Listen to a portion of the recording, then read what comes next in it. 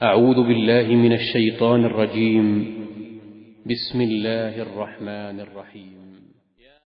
بسم اللہ الرحمن الرحیم۔ السلام علیکم ورحمۃ اللہ وبرکاتہ۔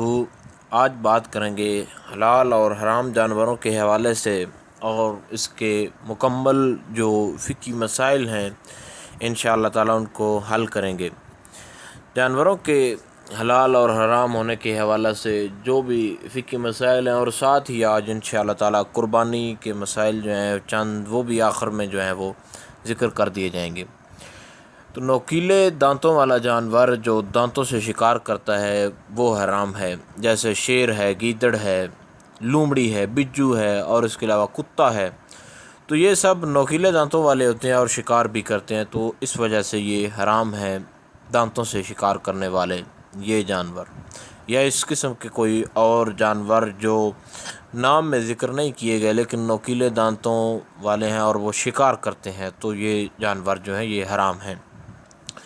اور اس کے علاوہ جو پنجے والا پرندہ ہے جو پنجے سے شکار کرتا ہے وہ بھی حرام ہے، جیسے شکرا، باز، چیل، حشرات الارض، یہ حرام ہیں۔ اور چوہا، اور اس کے علاوہ چھپکلی، گرگٹ، گھونس، سانپ، بچھو، اور بھیڑ، مچھ، پسو، اور کھٹمل اور مینڈک اور اس قسم کے باقی یہ سارے جو ہیں یہ بھی حرام ہیں، حشرات الارض جو ہیں۔ اس کے علاوہ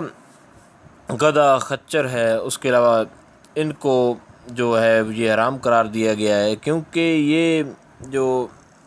اور گھوڑا جو ہے اس کے متعلق جو ہیں یہ مختلف روایات ہیں۔ البتہ یہ جہاد کے لیے، جہاد کی غرض سے اس کو بنایا گیا، تو اس کو حرام ہی کہا جائے گا، اس وجہ سے کہ اس کی جو دیگر صورتحال ہے وہ موجود ہے، یعنی اس کے علاوہ گائے موجود ہے، بکرا موجود ہے، تو فی الحال اس کو یہی کہا جائے گا، تو اس کو نہ کھایا جائے۔ اس کے حرام ہونے میں کچھ خفی صورتیں ہیں، لیکن بہتر یہی ہے کہ یہ حرام ہی سمجھا جائے اور اس کو نہ کھایا جائے، البتہ اس پر سواری کی جائے، جو کہ ایک بہتر اس کا ذریعہ بھی ہے یہ گھوڑا۔ اور کچھوا خشکی کا ہو یا پانی کا ہو یہ پکا حرام ہے، اور باقی جو کوا ہے یہ بھی حرام ہے، اور یہ حرام کھاتا بھی ہے اور خود بھی حرام ہے۔ پانی کے جانوروں میں سے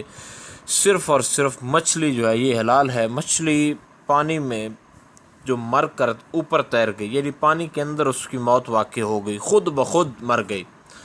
یعنی اس کو کسی نے مارا نہیں ہے، وہ خود مری ہے، تو اب یہ مچھلی اگر تیرنے لگے پانی کے اوپر تو یہ حرام ہے۔ اور مچھلی اور ٹڈی یہ دونوں جو ہیں یہ ذبح کے بغیر جو ہیں یہ حلال ہیں، جیسا کہ حدیث شریف میں ہے کہ دو مرے حلال ہیں، مچھلی اور ٹڈی۔ اور پانی کی گرمی یا سردی سے مچھلی جو ہے یہ مر جائے، یا مچھلی کو ڈورے میں باندھ کر پانی میں ڈال دیا، یعنی ڈورا اس کے ساتھ باندھ دیا اور اس کو پانی میں ڈال دیا، تو اس صورت میں مر گئی، یا جال میں پھنس کر رہ گئی، پانی میں کوئی ایسی چیز نہ ڈالی گئی تھی جس کی وجہ سے مچھلیاں مر گئیں، اور یہ معلوم ہے کہ اس چیز کے ڈالنے سے ہی مچھلیاں جو ہیں ان کی موت واقع ہوئی ہے، یا گھڑے یا گڑھے میں جہاں پر مچھلیوں کو ڈالا گیا تھا تو وہاں پر پانی تھوڑا تھا، اور اس کی وجہ سے جو مچھلیاں جو تنگی کی وجہ سے مر گئی، تو ان سب صورتوں میں مچھلیاں جو ہیں مری ہوئی وہ حلال ہیں۔ اور بعض گائیں جو ہیں اور بکریاں وغیرہ یہ بعض اوقات غلاظت کھانے لگتی ہیں، جن کو جلالہ کہتے ہیں، تو ان کے بدن سے اور گوشت سے بڑی بدبو پیدا ہو جاتی ہے، تو اس صورت میں ان کو کچھ دنوں تک باندھ کر رکھیں اور ان کو صاف جو ہے غذا وہ کھلائیں کہ نجاست جو ہے وہ نہ کھا پائیں، تو جب ان کی بدبو ختم ہو جائے تو تب ان کو ذبح کر کے کھایا جائے۔ اسی طرح اگر جس طرح اس نے غلاظت کھائی ہوئی ہے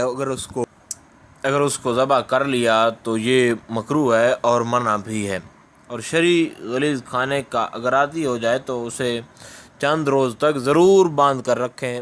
جب اس سے وہ بدبو کا اثر ختم ہو جائے تو تب دوبارہ اس کو ذبح کریں۔ تو بکرا جو خصی نہ ہوا وہ بھی اکثر طور پر پیشاب پینے کا عادی ہوتا ہے، تو اس میں سخت قسم کی بدبو پیدا ہوتی ہے،